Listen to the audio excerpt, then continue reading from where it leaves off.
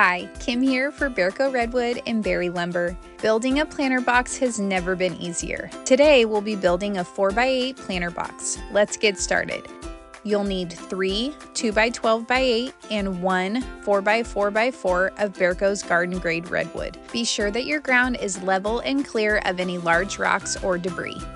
You'll also need 24 4.5-inch headlock screws and 48-inch wide gopher wire and weed fabric. Start by fastening 2 of your 4x4 corner pieces to both ends of your first 2x12x8 sideboard. Do the same for the second sideboard. Once this is done, you'll want to secure both of your 2x12x4 end boards to the 4x4 corners.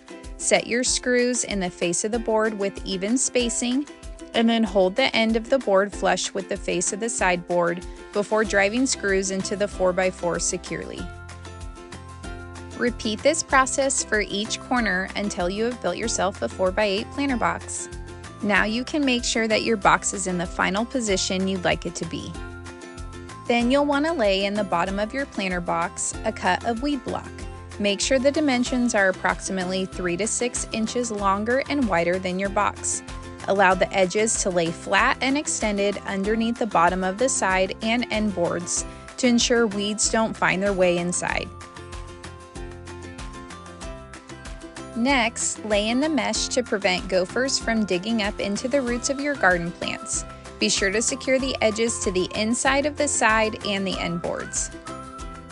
Now you're ready to fill your garden box with good soil. Your Redwood Garden Grade Planter Box is water rot and bug resistant.